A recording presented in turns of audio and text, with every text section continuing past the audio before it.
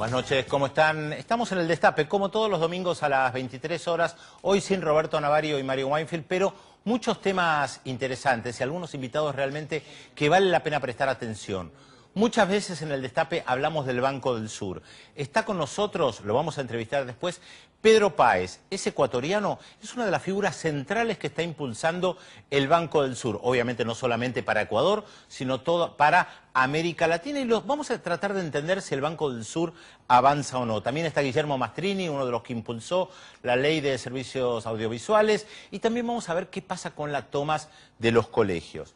Por otra parte, hay muchos temas internacionales, sin lugar a dudas, para tomar en cuenta, pero me pareció para destacar y compartir con ustedes esta serie de entrevistas que dio Fidel Castro a una revista de los Estados Unidos, especialmente por todo el debate que hubo alrededor de lo que dijo Fidel Castro.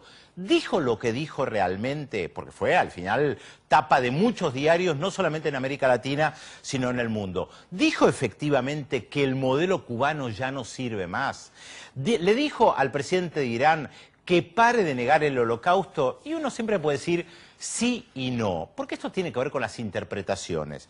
Lo que dijo Fidel en esa entrevista, a ver, vamos a dar el contexto. Yo fui al original en la revista The Atlantic para poder entender un poco mejor el contexto en el cual estaba hablando Fidel Castro. Primero hay que decir, no fue una entrevista directa, donde hay pregunta-respuesta, como le concedió, por ejemplo, al diario La Jornada de México hace unas semanas. Esto fue más bien construido por el periodista Goldberg, del diario The Atlantic, planteando él el clima que rodeaba a Fidel Castro, contando cómo él lo había visto. Por ejemplo, lo que había comido, lo que estaba haciendo, y ahí iban mechando las respuestas de Fidel Castro, o lo que nosotros en el lenguaje periodístico solemos decir las textuales, palabras textuales de Fidel Castro. Pero claro, como el contexto a veces fue amplio del marco de esa entrevista, algunas cosas fueron malinterpretadas, algunos de medios de comunicación intencionadamente sacaron de contexto lo que él estaba diciendo. Y además tiene que ver con el título que le dio el propio Goldberg en la revista de The Atlantic. Primero, el primer título, la primera parte de la entrevista, tenía que ver con que Fidel Castro le dice al presidente de Irán, Mahmoud Ahmadinejad, deje de difamar a los judíos. Un mensaje que creo que sorprendió bastante a muchos, especialmente porque Fidel Castro viene diciendo hace bastante tiempo que Estados Unidos o Israel están planificando un ataque en contra de Irán. Es más, él pensó que esto se iba a dar durante el Mundial del Fútbol en Sudáfrica y abiertamente Fidel Castro, a través de sus mensajes y de los artículos que estaba escribiendo en el Granma, lo que estaba sosteniendo es que se estaba llegando a la posibilidad de una guerra nuclear y alertando de la posibilidad de una guerra nuclear. Tal vez por esto sorprendió, porque él es muy crítico de la política que lleva adelante el Estado de Israel, pero se paró muy bien en esta entrevista. Además, el periodista que lo entrevistó es judío, por lo tanto había una especie de guiño compartido, y dijo: nada se puede comparar con el holocausto. Este fue un mensaje muy claro al presidente de Irán, Ahmadinejad. Dijo que ningún pueblo ha sufrido tanto, lo comparó incluso con los musulmanes. Dijo: los musulmanes no sufrieron tanto como los judíos, planteando que todos los males siempre se depositaba en los judíos, pero también sostuvo que Irán no se iba a doblegar respecto de lo que trataba de hacer Estados Unidos y el Estado de Israel con esta posibilidad de atacar a Irán. ¿Sorprendió? Sí, sin lugar a dudas, sorprendió por lo contundente y porque además Fidel Castro, que tanto ha criticado al Estado de Israel, no suele hablar mucho ni sobre el pueblo judío en general, ni sobre el holocausto, y mucho menos dándole un mensaje al presidente de Irán claro y contundente: deje de difamar a los judíos. En este sentido fue categórico. Tal vez lo más confuso tuvo que ver con la segunda parte de la entrevista, publicada un día después, la semana pasada, donde dijo: el modelo cubano ya ni siquiera funciona para nosotros. Y ahí se armó la gran polémica. ¿Qué quiso decir Fidel Castro con esto? Que el modelo ya no funciona ni siquiera para nosotros. Y la gente en la calle me paraba y me decía: ¿qué? ¿Fidel Castro ahora reniega de la revolución? Mire, el contexto de esa frase es interesante y es para compartirla, porque Goldberg, el periodista estadounidense, no fue solo a Cuba. Fue acompañada por una experta en Cuba estadounidense, a la cual le preguntó cuando escuchó la frase de Fidel Castro, ¿qué quiso decir Fidel cuando dice el modelo cubano ya no sirve, ya no funciona, ya ni siquiera funciona para nosotros? Y ella rápidamente le dice, lo que quiere decir es que el modelo de un Estado poderoso interviniendo en la economía ya no funciona de la misma manera que funcionaba antes. Es obvio, es evidente que Fidel Castro no está renegando de la revolución. Lo que está planteando, y que en realidad no es la primera vez que lo plantea, es que esta economía como está funcionando ahora ya no sirve, que hay que hacer cambios. Y esto tiene que ver también con las reformas económicas dentro de Cuba y con el debate que hay dentro de Cuba respecto de la posibilidad de que se introduzcan mecanismos de mercado o que pueda funcionar la propiedad privada en algunos segmentos de la economía cubana. Esto es parte de un debate, es parte de un debate dentro de Cuba, es parte de un debate obviamente que hay fuera de Cuba. Lo interesante que señala el periodista Goldberg es que dice, ahora que Fidel Castro está planteando que hay que abrir la economía, nosotros los norteamericanos no podemos participar en esta apertura económica, dice Goldberg, pero no porque Cuba no lo permita, sino porque el gobierno de Estados Unidos tiene tantas medidas y tantas restricciones para invertir en Cuba, que lo paradójico es que ahora que Cuba se abre, nosotros como norteamericanos, o Estados Unidos básicamente, no vamos a poder intervenir en las nuevas reformas económicas de Cuba.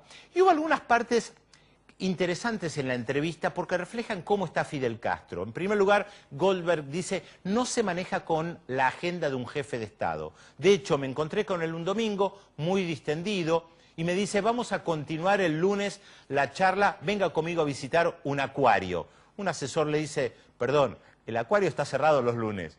Fidel Castro dice, va a estar abierto. Y efectivamente estuvo abierto, pero no tenía una agenda cerrada. Y se van al acuario. Interesante también lo que pasó en el acuario, dos perlitas que hubo allí. En primer lugar, quien dirige el acuario es un físico nuclear. Entonces, claro, el periodista dice, ¿cómo es esto un físico nuclear dirigiendo un acuario? Bromea Fidel Castro y le dice, lo hacemos para que no desarrolle tecnología nuclear y que no armen bombas atómicas. Y en segundo lugar, porque hay una médica veterinaria trabajando en el acuario que se llama Celia. Y después alguien dijo que el apellido de ella es Guevara. Y ahí el periodista dice, momento, ¿la hija del Che trabajando en un acuario? Sí, efectivamente, la hija del Che Guevara trabajando en el acuario. Fueron al acuario, según Goldberg, el periodista estadounidense que dice que visitó muchos acuarios y vio muchos espectáculos de delfines, nunca había visto un espectáculo así, porque es un espectáculo que se hace con delfines bajo el agua. O sea, los que participan del espectáculo están buceando con los delfines. Yo no soy experto en acuarios ni en delfines, no puedo opinar, pero sin lugar a dudas, esta entrevista recorrió el mundo. Y recorre el mundo porque está claro que cuando Fidel Castro opina, el mundo escucha. Tiene todavía mucho para decir Fidel Castro. Parece como un viejo sabio opinando frente a muchos presidentes que han pasado, que quisieron voltearlo, pero que él todavía sigue allí. Vamos a una pausa en el Destape y después la entrevista con Pedro Páez. Vamos a ver si efectivamente el Banco del Sur avanza o está estancado. Una pausa y seguimos. Derrumbes en la Ciudad de Buenos Aires continúan. Vamos a hablar sobre esto en el Destape.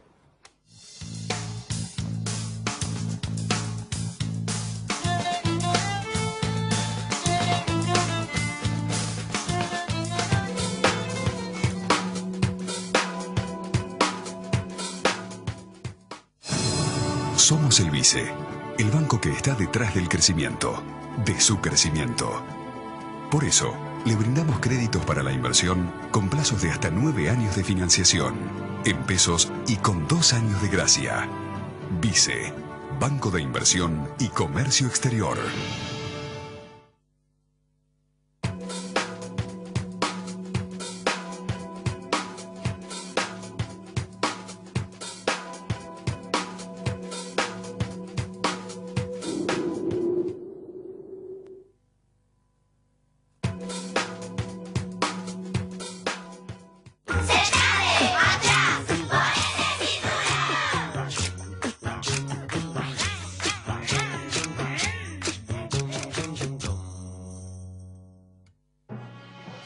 los ejes del Plan Energético Nacional, ENARSA ha logrado dar respuestas concretas a las necesidades de todos los argentinos en los ámbitos del petróleo, el gas, la energía eléctrica y las energías renovables. ENARSA, energía, desafíos y logros.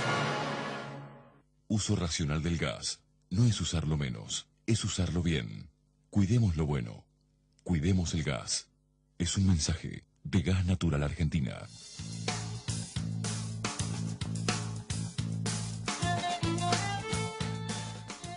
Otro derrumbe en la ciudad de Buenos Aires. Para tratar de comprender qué está pasando, está con nosotros la arquitecta Eva Lilian Rodríguez, presidenta de la agrupación de profesionales, peritos verificadores.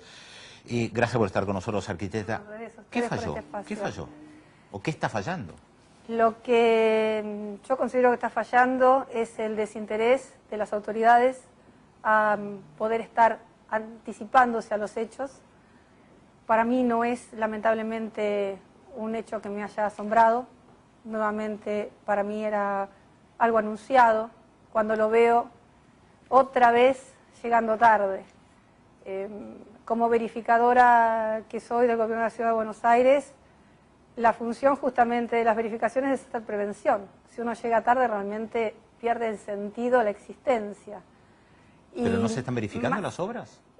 Más allá del hecho puntual, hay demasiadas irregularidades. Todo es una irregularidad. Nosotros queremos acercarnos antes porque nos acercamos con ascensores. Se caen ascensores, Biblioteca Nacional, vuelve a pasar esto en universidades. El tema que tuvimos hace poquito, Villa Urquiza, obra, ahora nuevamente habilitaciones. El tema es cómo están funcionando los sistemas de control. Esto es de base. Si no vamos a la base, estamos siempre emparchando, siempre después. ¿Y siempre una víctima. por qué no funcionan los sistemas de control? Por ejemplo, en el tema habilitaciones.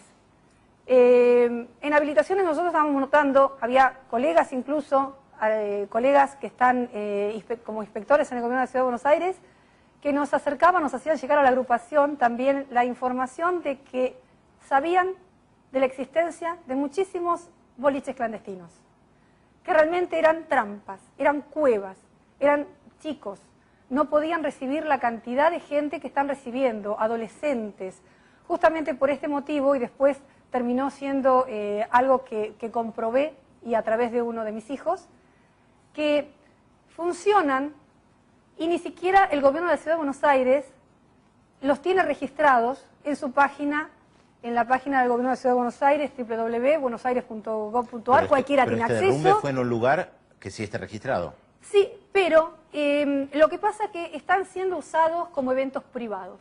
De esta situación se viene repitiendo cada vez más por un despegue de responsabilidades. En lugar de cumplir con toda la normativa para funcionar realmente como lo que terminan funcionando, como boliches bailables que pueden llegar a tener cualquier banda que está trabajando ahí en ese momento, o sea, para los chicos, para un evento privado. Esto es una subcontratación, es un alquiler que se vuelve a alquilar, entonces de esta manera se deslindan y están camuflando una realidad. Es un boliche bailable que está alojando 500, 800 personas, y para el Gobierno de la Ciudad de Buenos Aires tal vez hasta pueda llegar a existir como una vivienda residencial. En este caso tenemos un pub, pero también era un hecho de un evento privado, de un pub con algunas extensiones en las habilitaciones. O sea, a mí me parece que el tema no es hablar si esta estructura es de madera, es de hormigón. El tema pasa, ¿cómo estamos controlando? Muy claro, arquitecta, gracias. Está claro que el tema de los controles es un problema que viene de vieja data y seguramente la convocaremos en otro momento. Justamente por eso hemos presentado un proyecto de ley a la legislatura. El diputado Fernando Sánchez presentó un pedido de informes a raíz de estos acontecimientos y otra vez tarde. Bueno, veremos qué pasa en el futuro. Gracias. Muchísimas gracias a Vamos a una pausa y cerramos el destape.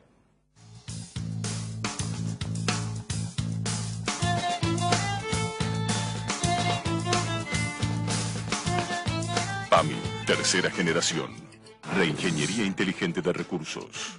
Un nuevo sistema informático de gestión permite ahora conocer el estado de situación de los servicios localidad por localidad. Mapa de situación epidemiológica y de dolencias de cada región. Resultados alcanzados por cada médico de cabecera en la mejora de sus pacientes. Calidad de respuesta de prestadores, como sanatorios, hospitales, centros de diagnóstico y análisis. Evolución clínica de cada paciente.